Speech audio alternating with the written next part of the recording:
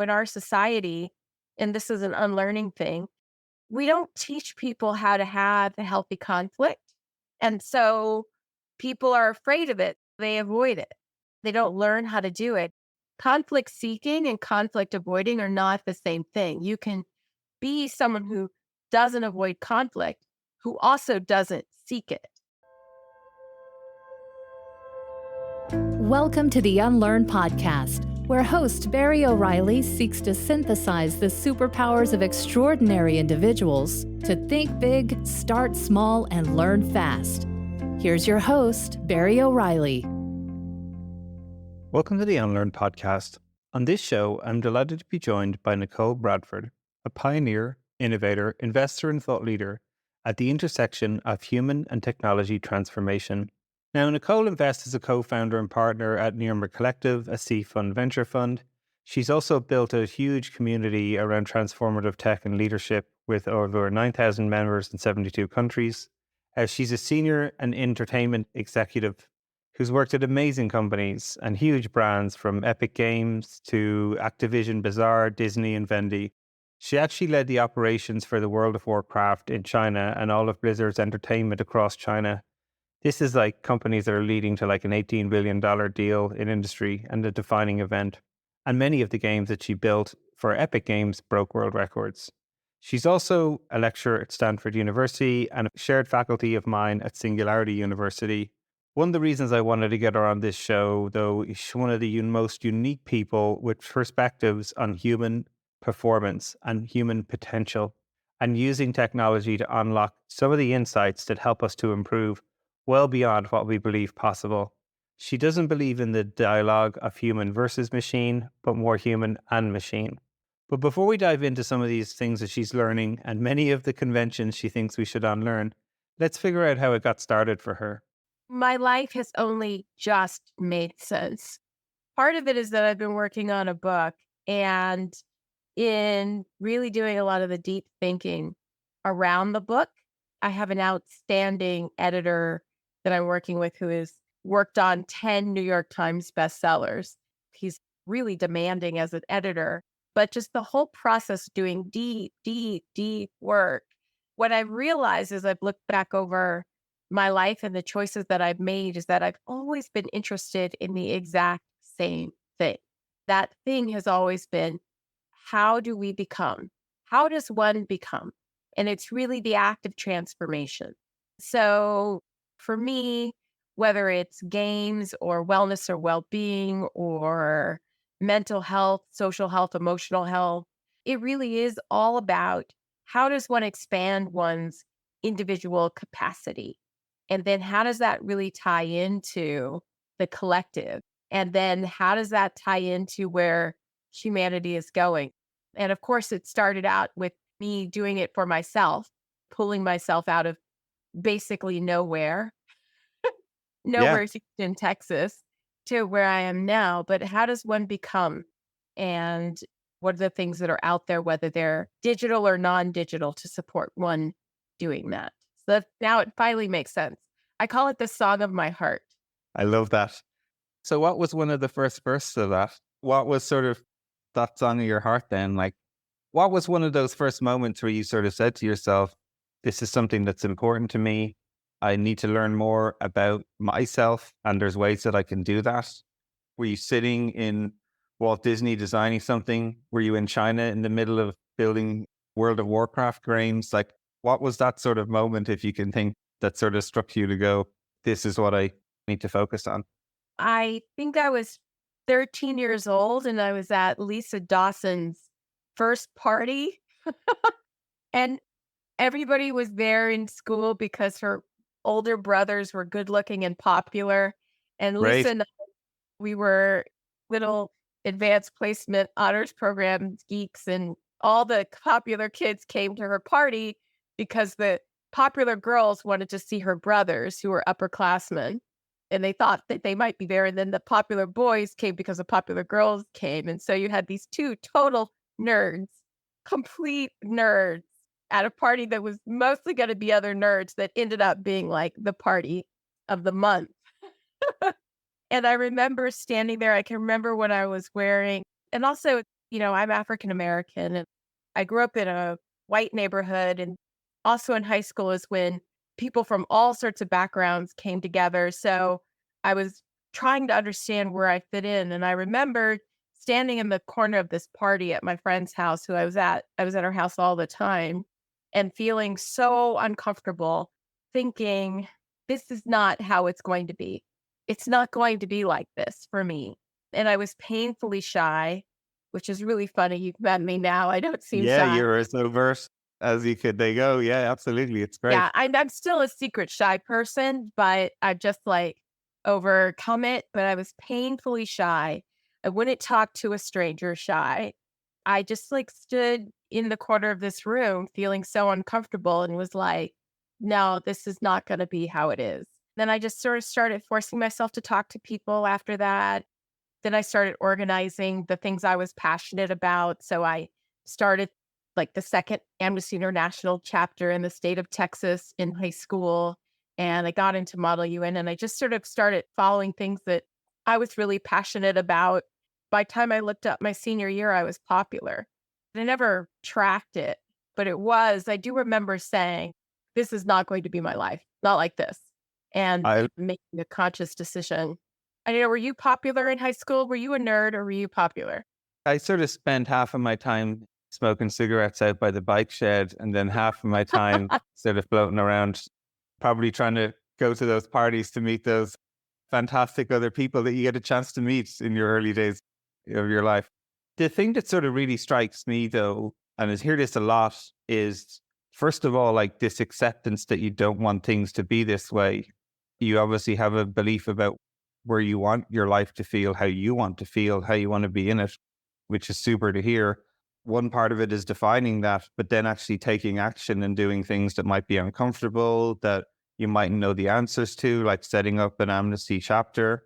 All of these things to create opportunities for you to grow as an individual. I often say to people, some of the most seminal experiences for me were not necessarily related to my career. It's when I took personal choices to get outside my comfort zone. Classic example was when I finished university. I used to always work a couple of years and save up money and then just go travel for 6 months. And one of the best trips I ever did was when I was 22 and I went to South America for 6 months. I couldn't speak any Portuguese. I couldn't speak any Spanish. I went on my own. And even at that time, South America was a little bit of a mystical place. I'm from Ireland, right? Tiny little country. Nobody had been there. Even when I was in university, me and my best buddy, we went backpacking around Thailand. And this is even before Leonardo DiCaprio was making films about it. I had to show my parents on a map where Thailand was. Why would I want to go there? So I've always enjoyed the pursuit of the unknown to that point of it's always helped guide me to learn about myself, to grow as an individual. It's always uncomfortable. But I tell you what, every time I sort of choose the path less trodden in a way, or the sort of gifts that I get along the way about learning about myself, learning about even the intellectual pursuit, if you will, that I'm exploring, it's a huge gift in terms of personal growth and development. And you're someone who just struck me as I've only started to get to really know you. You're sort of forward with that. A big part of what I'm thinking about these days, what my focus is in, I use the word wellness and well-being just because it helps people figure out what stadium I'm in. But really what I'm interested in is human potential, realized, and then how do we use technology to amplify that? How do we use technology to enable and empower that? So I do that by investing in wellness and well-being companies, but also in working with researchers and really the types of things that I track. Right now, my book is really about being human in the age of AI. And some of the things that I find that I bristle at, the idea that humans are over. Here's a good thing to unlearn. We have these things that we believe are true that don't really serve us. A good example might be we have outdated metaphors. Henry Ford introduced man as machine as a way to describe the factory and the role of the person in the factory. Many people, by the way, I just learned this the other day. Did you know that Henry Ford invented the weekend? I did not know that fact, but there's some very interesting, let's say, side effects of the whole Ford thing. Annual planning is another thing that was inspired by McKinsey working with the Ford Motor Company because they wanted to plan, I, do annual budgeting too as well. There's so yeah. many of these, let's call them like, as you are describing, metaphors that we're still living with, designed in the beginning of, let's say, industrialization or productionization of Oh, technology that are so outdated, in my opinion, right? Annual budgeting, sure, it's a healthy exercise to plan annually, but like being able to sort of anticipate how much something is going to cost 12 months in advance and spend 4 months trying to come up with that number when yeah. innovation happens so quickly. Helpful metaphor, but not so helpful now. Yeah. There could be better ones. So yeah, no, tell me more about the weekend though. It's amazing. I did not know this. So basically, he thought that there were two problems. One was they were so efficient, they could make cars so fast that it was easy for them to make cars for everyone who wanted one who could afford one. And so, where would they get new customers? There's an interview where he was like, well, I think our employees should be our customers. It used to be people worked 6 days and they only had Sunday off. So he said, well, if you only have Sunday off, if you work 60 hours in the week, you're too tired to go anywhere. And so you don't need a car. But if you have 2 days off, you might need a car. You might want to go somewhere. And then he also did something that I don't think anyone really knows. He doubled wages. And so there was a period of time where he was with a bodyguard at all times because there were other people who were making cars. And so he did a thing where he instituted a 2-day weekend and double wages. So no one could get great people like he could. All the best people worked for Ford because you made twice as much as anyone else and you had 2 days off. And through that process, they became people who could buy cars. And then people would see them driving, off for the weekend. Amazing. But when he used that word, when he called people cogs, when he was trying to describe it, one, it's looking back, it's a very simplistic view of the man. I want to read more about him now because I just learned about this weekend. Then the second part is we took that forward into computers. And so we have man as machine. It was from the industrialization. Then we turned that into man as computer. Now we're doing man as cyborg or human as cyborg. So you have all these people, a lot of them are guys who are like looking to like add computers to the brain as a way to not be overtaken by advanced general intelligence. And so it's just one of those things. It's like our bodies, we come with so much potential unrealized. So there was a study that I just found the other day. It was actually done in 22. It was done in the summer of last year. Basically, it was about generative AI images and the ability of a human to detect a deep fake. The first level of the studies were like people look at deep fakes, and you've seen like that deep fake of Tom Cruise and other people, things where people couldn't tell what was real, what wasn't a deep fake. And when asked who they trust, in many cases, they trusted the deep fake more, the generated face, thinking is they probably trusted the generated face because they're around averages. However, when you asked a person which one they trusted, they said, oh, this person. And half the time, it wasn't a real person. But if you looked at their EEG brainwaves, 100% of the time, they knew what wasn't human. 100% of the time. So our bodies are extraordinary. The human brain, now it didn't make it to the conscious level, but the subconscious, the human brain was like, that's not real. That was real. That's not real. That was real. That's not real. And knew it.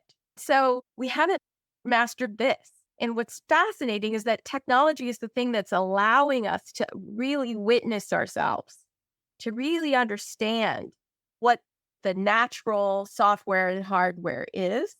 And that I'm still bound by metaphor. I'm still using the old metaphor to describe ourselves, but we don't know. We haven't really even begun to tap human potential. There's another thing that I've been really obsessed with, which is human synchrony. And it's biosynchrony. When people are vibing, their pupils contract and dilate together in rhythm, their voices harmonize, all sorts of things, which you can't see if you're just watching a meeting. You might listen to the words and be like, oh, they had a great outcome. But computer vision, computer hearing, all of these things can tell when humans are in sync and when they're not. So we naturally sync. And one of the holy grails is sort of group flow, this thing that you see with soccer matches where Yeah, you yeah, high just performance see that teams, right? a They're in group a of flow state, people, right? they turn Yeah. into something else. Not everyone who is in synchrony is in group flow. Everyone who is in group flow is in synchrony. And synchrony is observable. It's one of those things that's sort of like, well, what if? What if you could take, like when you guys are ideating a new product, you could actually say, okay, let's go into synchrony. And as a team, you do it because you know the steps to it, or at least make it more likely. What I think a lot about when I think about human potential and technology is like, how do we take technology to amplify our natural abilities into a way that allows us to expand our individual capacity, to begin to access our collective intelligence, and then use that to have collective super performance? That's what we need for the age of AI. And it's very biophilic, but it integrates technology. So it's not a cyborg. It's not this cyborg BS. It's augmenting what it is human. That's a big thing to unlearn, is to unlearn metaphors that aren't working for us anymore. Such a great point. And I think the examples you're sharing are just fascinating. First of all, the weekend.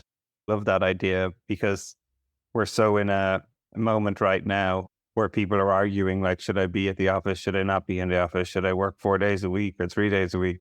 There's this sort of narrative, but it's always great, like history, so many good lessons. And thanks for sharing that story. But this other point that you're sort of alluding to around human and machine, if you will, while you were talking there, all my brain could keep thinking about is imagine a product that could be monitoring our conversation and sort of giving us a feedback to say, synchrony score 5, 15, 75. You're in, how that would encourage, in some respect, like as a feedback mechanism for a group to sort of go, all right, we've been in this meeting for 30 minutes and we can't get above the low end of the score rating on synchronicity. Should we stop this meeting? Should we refresh it? Should we find a way to reset and try and imagine that impact on those types of feedback mechanisms to improve I have performance? that team. I have a team that's working on that. Okay, They're great. still in stealth, but they can show just off of a Zoom meeting. So you can have like 6 people on a Zoom and they can say, you can see like the golf swing thing. Oh, they were in sync, they desync. They sync, they desync. And you could then look at like, well, what are they talking about? Or what happened? Did somebody take out their phone and start doing email while someone else was talking? Like, what were the things that happened that created the desync? And what were the things that happened that were created the sync? Or I was just talking to another founder earlier today. One of the things that many people don't know is that it already is hard to get a therapist. In the Yeah. US, Yeah, I have a friend working on something similar. yeah, these people were super booked. But one of the things that people don't know is often on the other side of therapy, the first meeting, it's like something more than half of people never book the second session. So it's already like this tiny, tiny, tiny channel to get in there, and they never book the second session. Why not? A big part of it is chemistry, what's called chemistry or fit between the therapist and the person. So if you were able to actually pre-fit people so that someone is at their most vulnerable and the most scared often, where they finally are seeking help for something, that they actually land in front of someone that they can relate to, who is also skilled at helping them. Because the other thing that happens is that when someone doesn't come to that second session, then they become a therapy rejector. Right. And they write off the intervention altogether. Yeah, and then they never get in. And so everyone's focused on the first part of the sort of like channel, but there's this whole thing that really has a big impact on efficacy. But it's sort of like that whole thing of matching that affects That happens at work and a bunch of other things. So it's one of those things is we get better at understanding where there's fit and not fit based on race or gender or Yeah. religious beliefs, but actually like a psychographic neuro fit, then it becomes important. And this is another important thing to unlearn is to sort of right now, just think of all the misbehaving you've seen with people who are conflict avoidant. When I look at a CEO, I am as worried about the conflict avoidant CEO as I am about the blowhard. They're the same person. They're equally destructive on an Yeah. organization. But usually the conflict avoidance CEO is harder to pick up on because everybody likes them, but it causes rot over time Right in on. organizations. And everybody starts to misbehave in their own way with those types of people in place. So they're less obviously dangerous, but they're equally dangerous.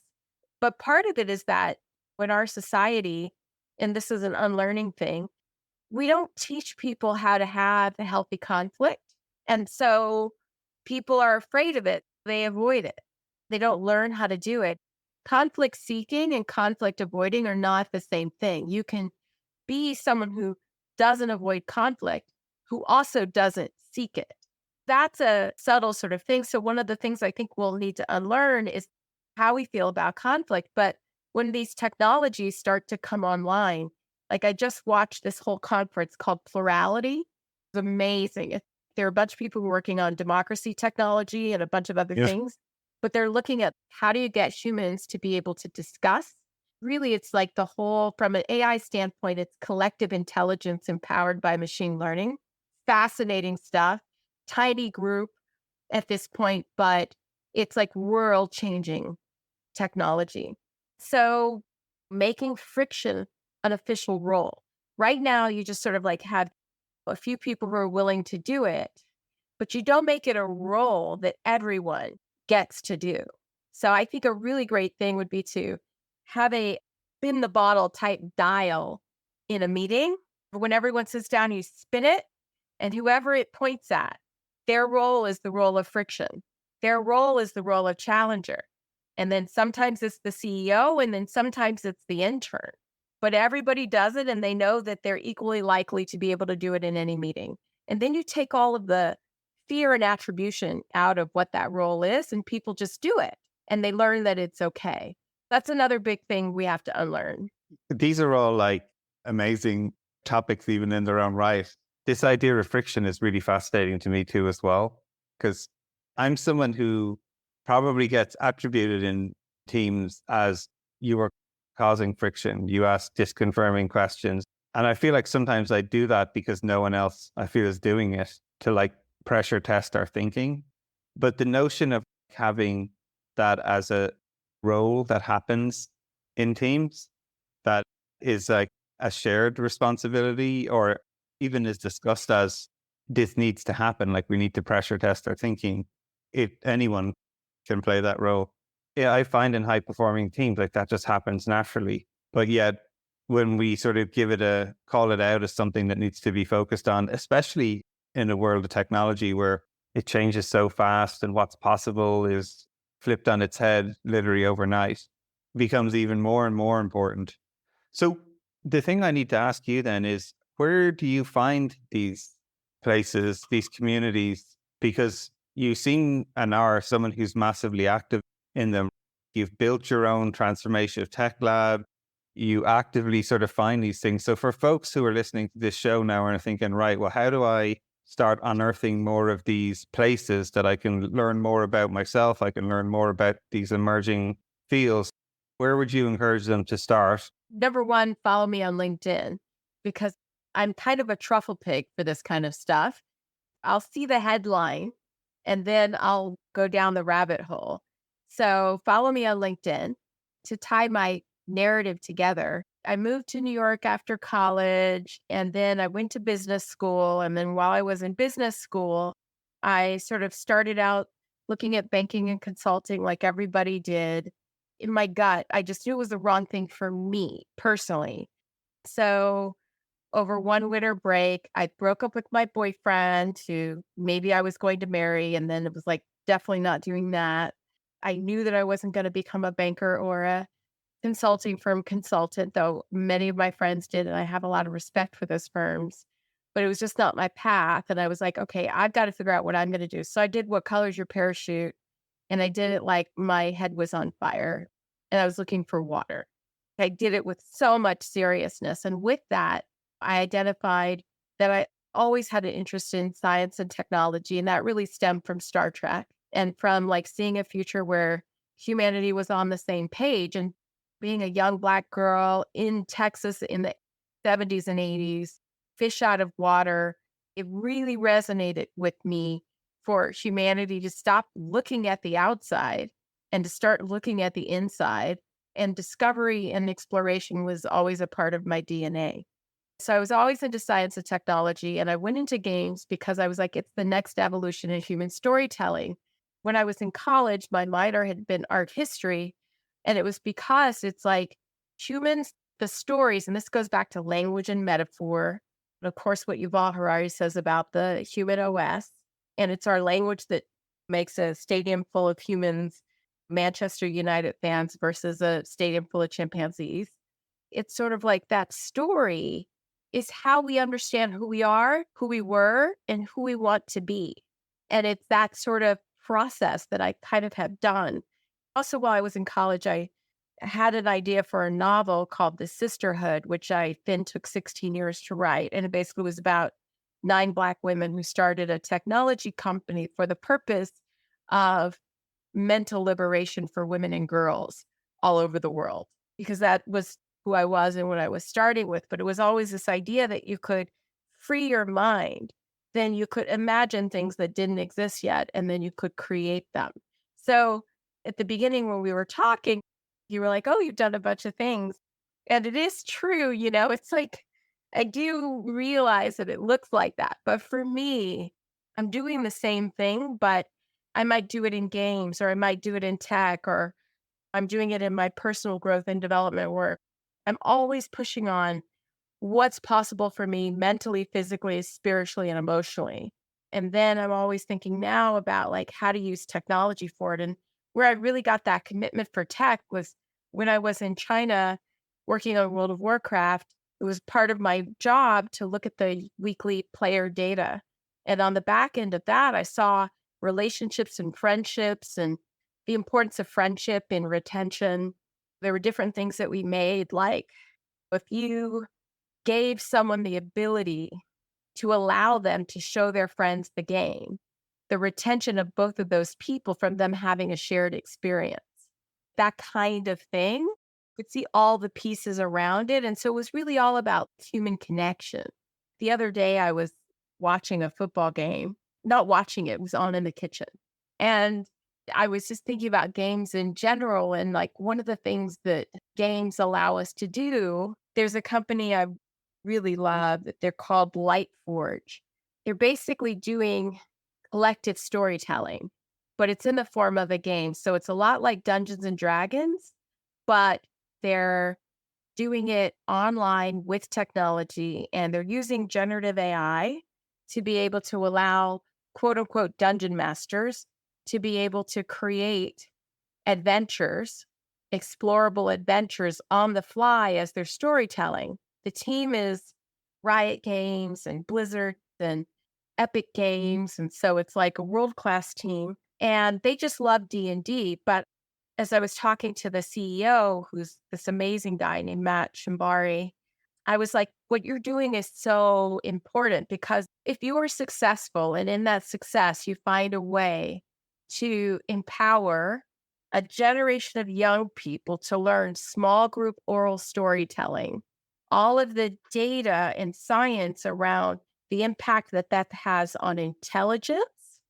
on cognitive abilities, on emotional abilities. Like there's a whole body of work on human emotion. Language ties into emotion.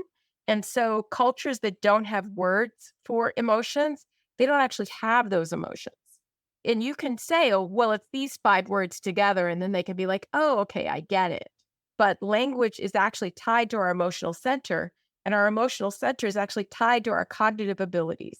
So in studies on people who have had brain damage where parts of their brain that support emotional faculty are taken out, they might keep their IQ, but they can't make decisions. So our emotional ability and our cognition are deeply intertwined, and language plays a deep role in our ability to be emotionally fluent. And so if you have a game where by playing the game, people talk a lot and they talk a lot to other people and they're telling a story, which in therapy, there's this whole concept called narrative flexibility. And people who are successful in narrative flexibility about themselves, which means they can change the story about themselves, are the people who are successful in therapy. When you ask the question about when we first started talking, when we talked about unlearning, one of the biggest things in life is like, how do you unlearn who you were so you could become who you might be? Narrative flexibility is a part of it. And when I talk to these guys, I'm like, yes, you're a game and you need to make a really amazing game because it has to stand on its own, but you're also a narrative flexibility engine and you're an emotional fluency engine and you are a cognitive adaptability engine. And with those three things together, you're a human intelligence engine. Yeah. Look, I love listening to all these stories. The sad part is we also have to end our show at some point. You stay talking. But this is the kind of thing that I think about. Well, I do have one thing. This is what I would end on. And it also ties back to unlearning too. So, as I shared with you when we first started talking, my loved one, my elder, has transformed in 4 weeks. And it's breaking. It's one of those things that really drives home. In many Western civilizations, people don't spend a lot of time with elders. Elders are somewhere else. And the joy of being with an elder and the gift of being with an elder is it really makes you think about how to live as you see sort of this natural progression. For me, it's one of those things that's sort of like, I'm in a very reflective time period where I'm actively thinking, okay, what do I need to unlearn so that the next, let's say, at least 2 decades that I have, how do I want to live in these 2 decades? And what do I need to unlearn in order to create what I'd like to create in this next period of time, whatever it is? And so I'm deeply in that question right now, as I'm also with her in the process of her transition. These are great questions for us all to be asking ourselves. I love, as you say, the stories of how you started off where you were in the party, figuring out like, what's the person I want to become, and almost defining a vision of that and creating experiences so you could go and become that person. Right now, the generative AI technology taking over, we're becoming cyborgs narrative is not the narrative that I think most people should listen to or believe in. It should be, what's the kind of person I want to become in this technology age? And how can tech maybe even help me get there? A really interesting question for everyone to explore. It's still been about human and maximum potential. I love that you're constantly exploring that. I would highly recommend everybody follow Nichol on LinkedIn. I'm sure your book is going to be phenomenal in terms of helping people navigate who they want to become and be, and the best version of them in this fascinating world of technology that we're living in. Thanks for being on the show and sharing everything from how the weekend was invented to some of the fantastic topics around wellness that you have and well-being and human potential that you have shared. So thank you very much, Nichol. And I look forward to getting you back on the show again. Thanks for having me. Hey, everyone. I hope you enjoyed that show, but I'm even more delighted to share the exciting news. I've recently co-founded a new venture studio named Nobody Studios. Now, Venture Studio is a vehicle for the rapid creation of new companies, from ideation to acceleration and growth. And our purpose at Nobody Studios will be to de-risk pre-seed stage business ideas. We'll do this by minimizing the time, speed, and capital involved in validating truly repeatable and scalable business models before any significant venture investment. We've an audacious goal to start 100 compelling companies over the next 5 years, and who knows how many beyond that. So if you're interested in radically changing the way work is done, how products are created, companies built and funded, even democratizing the wealth creation and how returns are distributed, this could be the business for you. We're looking for talent, capital, and influence. If you wish to contribute any or all of these, just get in touch. You can follow us on nobodystudios.com, on our LinkedIn page, all the social media accounts, or simply my newsletters and what I'm sharing. We'll be launching a truly innovative crowdfunding campaign, and I'd be honored if you'd be willing to join us on this journey and become a nobody yourself.